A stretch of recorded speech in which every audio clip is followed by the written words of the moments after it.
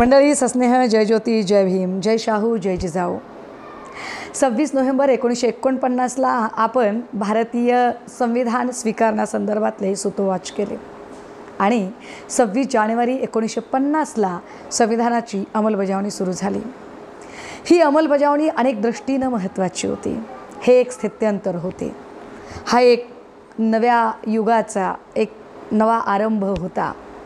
हा नवा आरंभ स्वतंत्रतेचा, स्वायत्ततेचा, सार्वभौमत्वाचा आणि जन्माधिष्ठित व्यवस्थेला नाकारून एक गुणाधिष्ठित व्यवस्था स्वीकारण्याचा. होय, गुणाधिष्ठित व्यवस्था. मी हे सगळे शब्द यासाठी वापरत आहे कारण गेल्या 2-3 दिवसांपासून खासदार संभाजीराजे भोसले यांच्या राज्यसभेच्या उमेदवारीवरून फार मोठा गहजप चालू आहे आणि याच अनुषंगाने भारतीय संविधानातील काही कलमांचा आणि त्यातील तरतुदींचा पुन्हा एकदा नव्याने आढावा घेण्याची गरज आहे असं वाटतंय आणि म्हणून ही चर्चा आज मी आपल्यासोबत करत आहे. 26 जानेवारी 1950ला जेव्हा आपण संविधान स्वीकारलं तेव्हा संविधानामध्ये आपण काही व्यवस्था, काही मूल्ये स्वीकारली. त्यातली सगळ्यात मोठी जी चौकट होती ती संसदीय लोकशाही व्यवस्थेची चौकट. संसदीय लोकशाही व्यवस्थेमध्ये राज्यसभा, लोकसभा आणि राष्ट्रपती यांनी मिळून संसद बनते आणि हे तिघे मिळून संपूर्ण राष्ट्राचा राज्यकारभार चालवतात.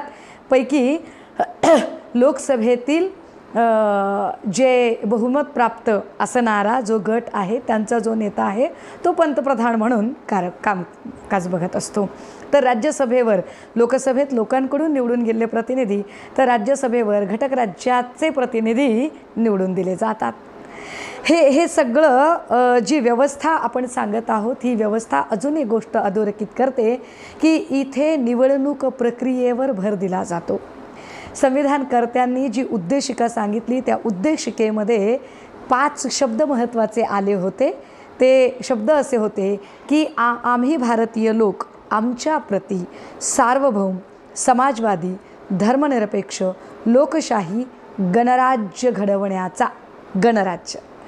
गणराज्य या शब्दाचा अर्थ असा सांगितला की राजा राजाच्या पोटी नाही तर राजा मतपेटीतून जन्माला आला पाहिजे.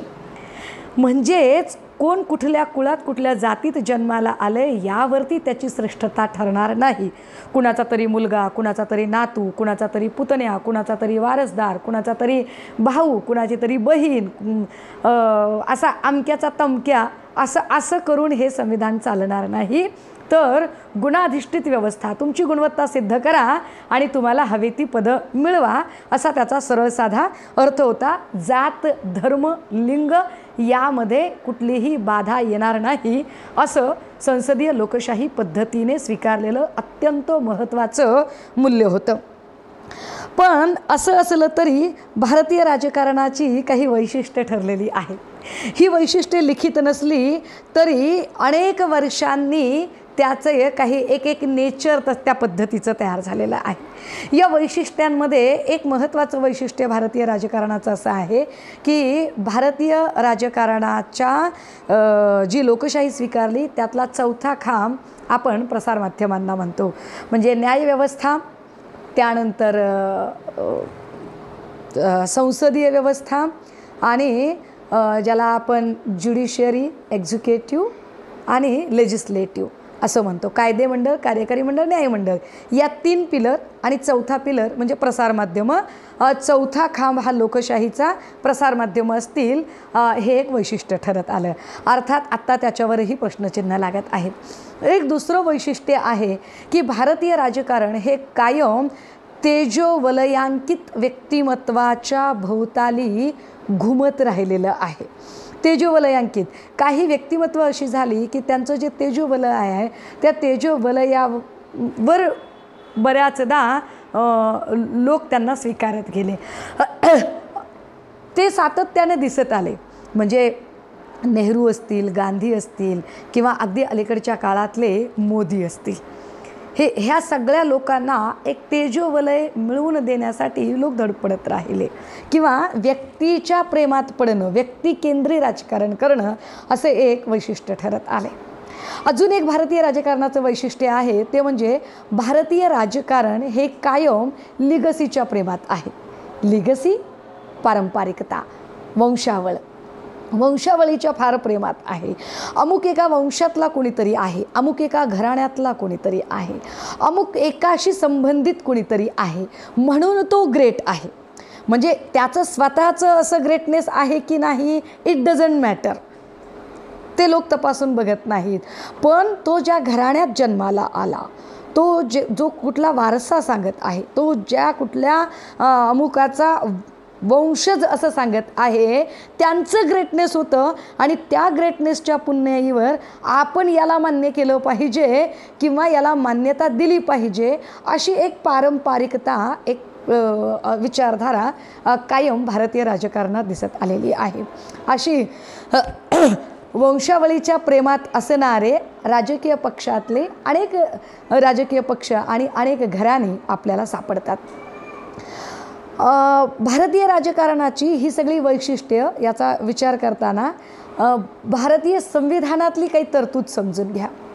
एकीकडे वंशावळीच्या प्रेमात असणारा भारतीय समाज, घराणेशाहीच्या प्रेमात असणारा भारतीय समाज आणि दुसरीकडे घराणेशाही आणि वंशावळ याला छेद देणारे भारतीय संविधान.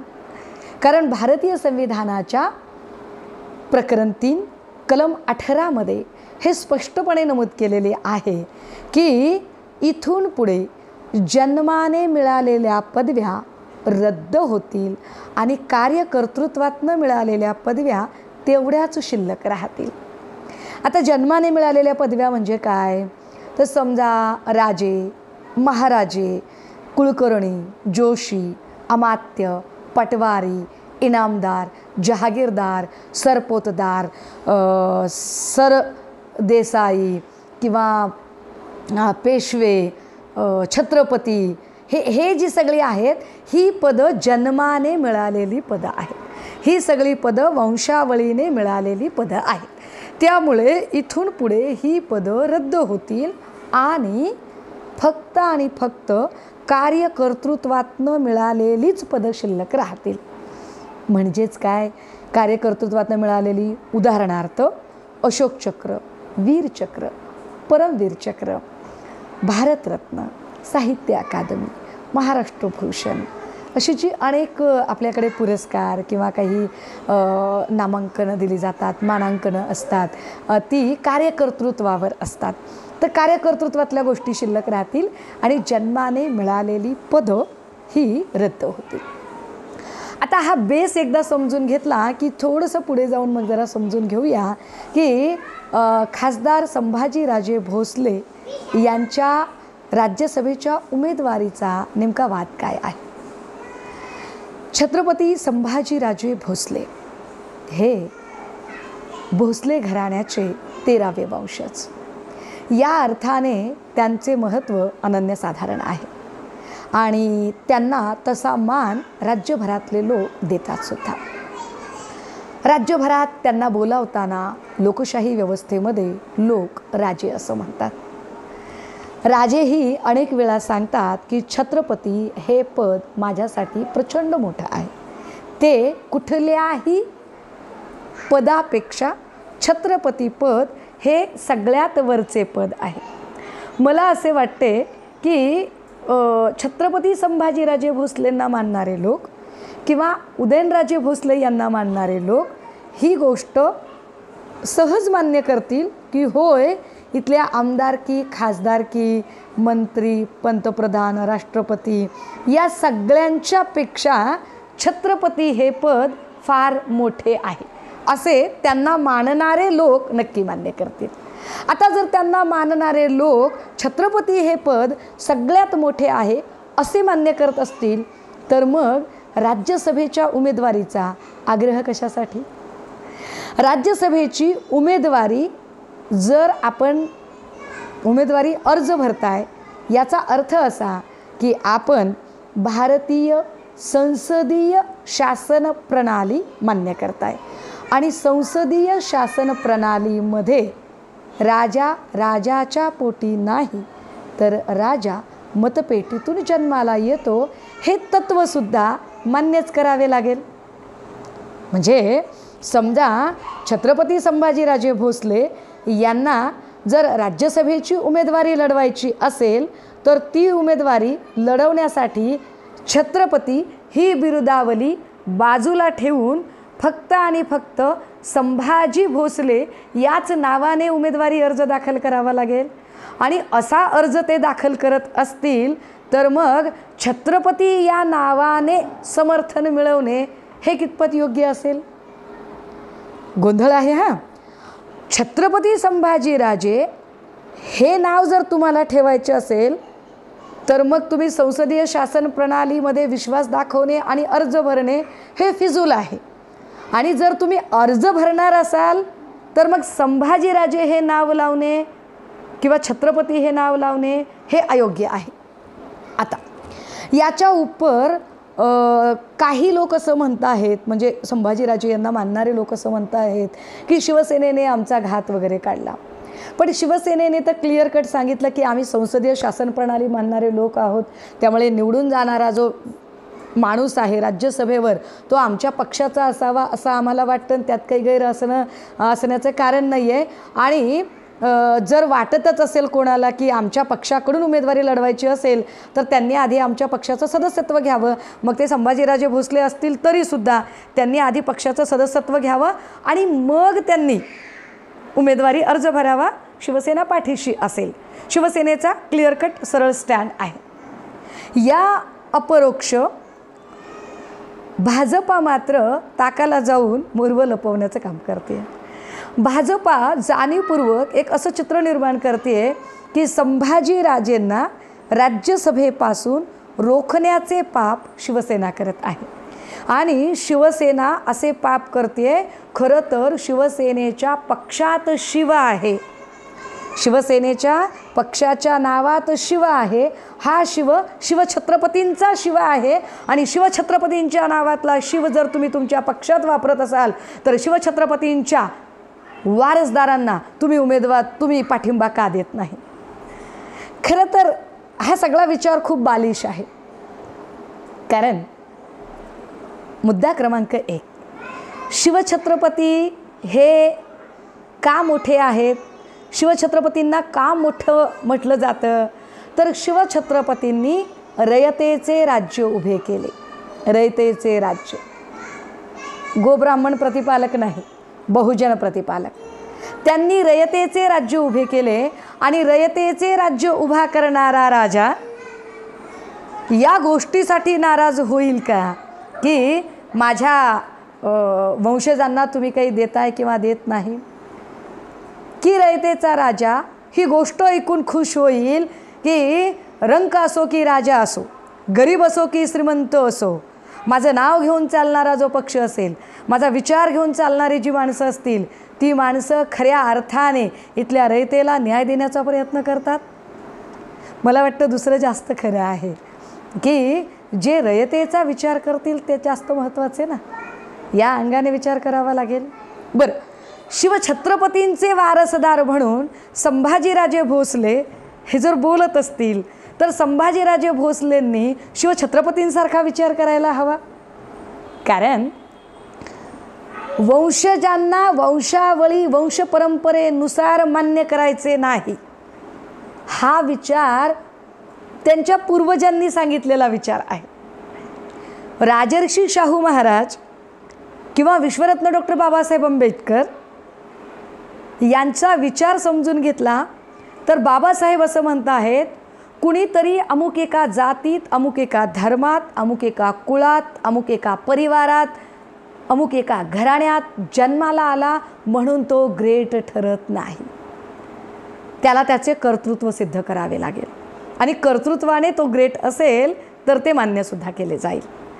परंतु निव्वळ आणि निव्वळ वंशावळीने वंशपरंपरेने वारसदार आहे म्हणून स्वीकारणे हे संविधानिक मूल्याच्या बाहेरचे असेल असे बाबासाहेब सांगतात, असे शाहू महाराज सांगतात. मग पूर्वजांचे ऐकायचे की वंशजांचे ऐकायचे? तर निश्चितपणे पूर्वजांचे ऐकावे लागेल.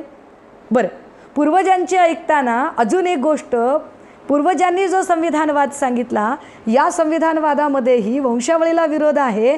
आणि पूर्वजांनी सांगताना म्हणजे बाबासाहेब सांगताना असं म्हणाले की तुम्हाला जर एखादी व्यक्ती प्रभावी वाटत असेल तर त्याचे नेतृत्व स्वीकारा, पण जर ती व्यक्ती काम करताना व्यक्ती की विचार असा कधी तुमच्या मनात एक भेद निर्माण झाला, त्या व्यक्तीची विचाराशी काही हरकत असेल तर व्यक्ती निवडायची की विचार निवडायची, बेशक व्यक्ती सोडून द्या, ती कुठल्याही घराण्याची असो, परिवाराची असो, खानदानाची असो, कुळाची असो, काय कुठल्याही जात धर्मातली असो, काही देणं घेणं नाही आहे त्याचं.